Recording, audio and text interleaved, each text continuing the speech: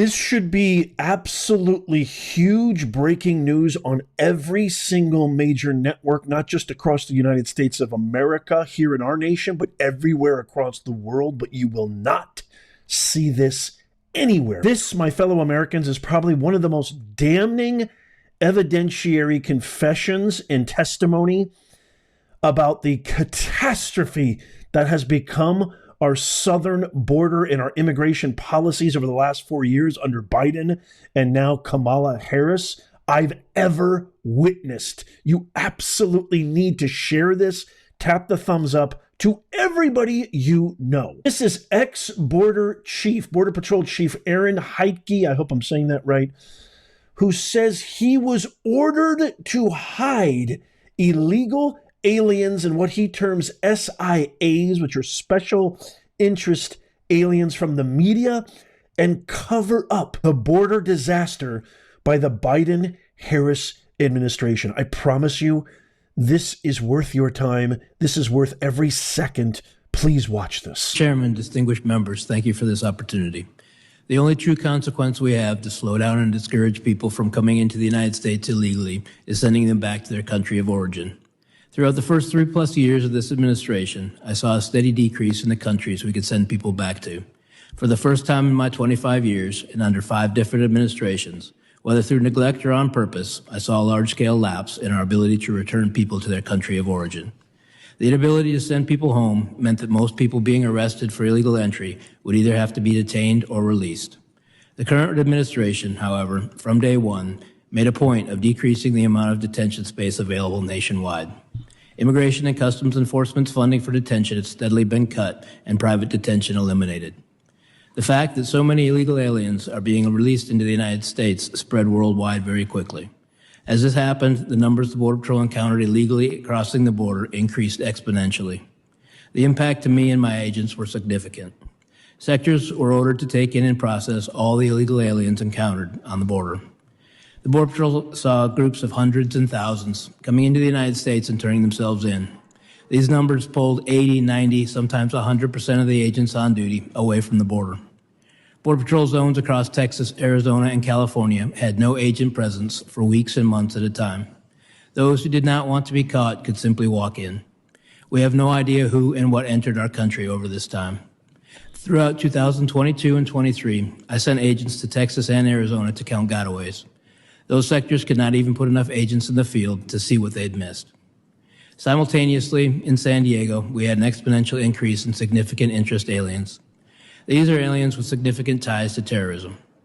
Prior to this administration, the San Diego sector averaged 10 to 15 SIA arrests per year.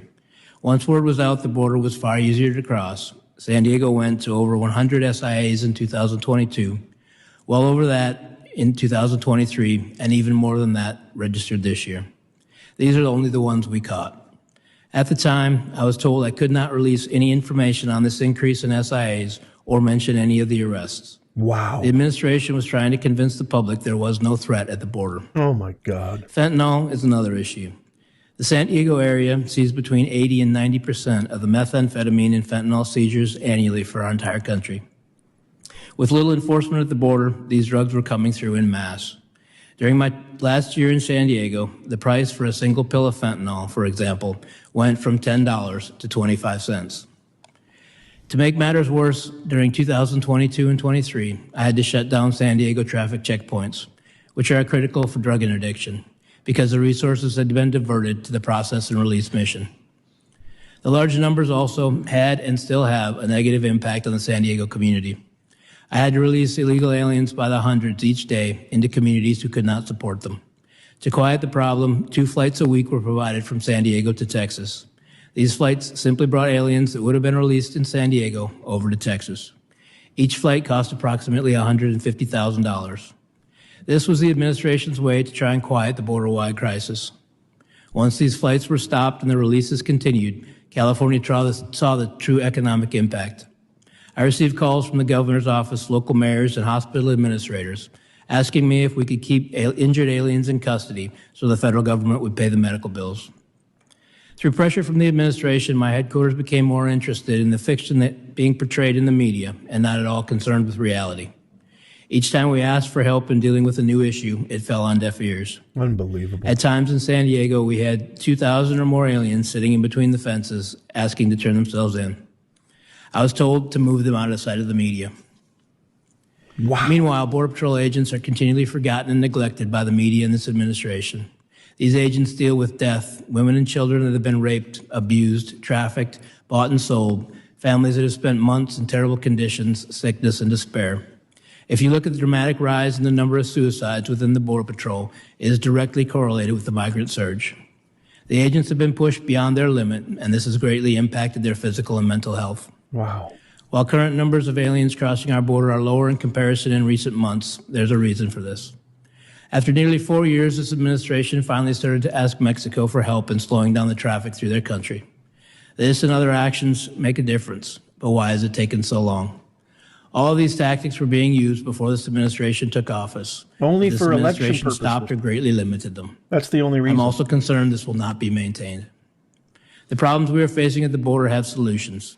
These solutions can be quite simple and cost far less than the mess currently occupying so much time and money. The return to a policy of enforcing the law and returning illegal aliens to their home countries is required.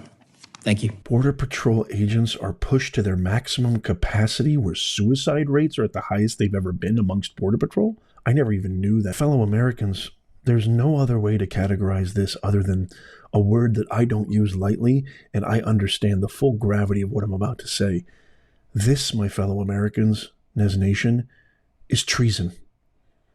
There's no other way to describe this. We knew they were flying them in. We knew that we had record-breaking, as the data and the analysis, me doing my own due diligence, qualitative and quantitative research, reflects. My state, my home state, California, record-breaking illegal border crossings, record-breaking, skyrocketing crime rates, smash and grabs, strange, bizarre assaults, muggings, in neighborhoods that you would never, ever see this, small businesses closing, etc., etc. We knew this was all happening. We knew it was happening. We know why it's happening. Now you have actual confirmation from an ex-border chief who loves his country. You can tell this guy's a patriot. You can tell he speaks the truth. He's speaking from his heart. This should break every single American's heart.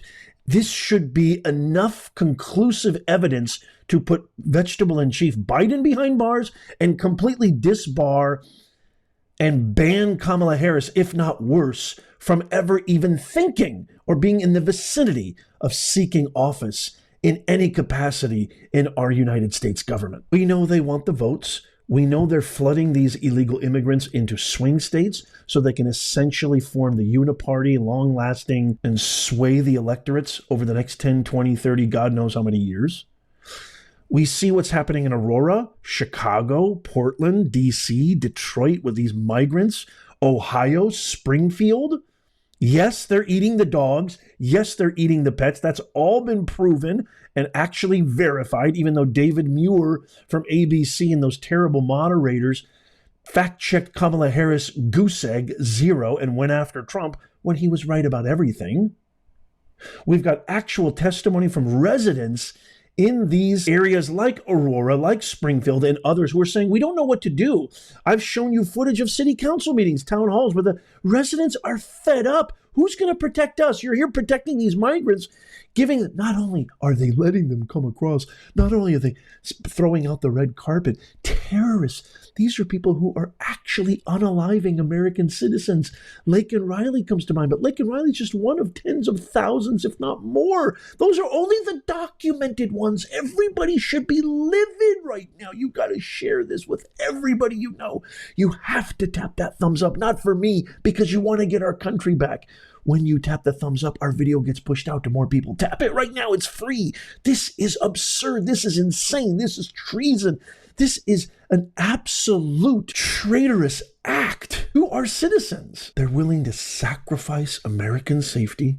They're willing to sacrifice U.S. cities. They're willing to sacrifice you, me, at the drop of a hat. And for what? So they can retain power. What have I been telling you guys for God knows how long, months and months and years and years? I know these people. I've worked with these people.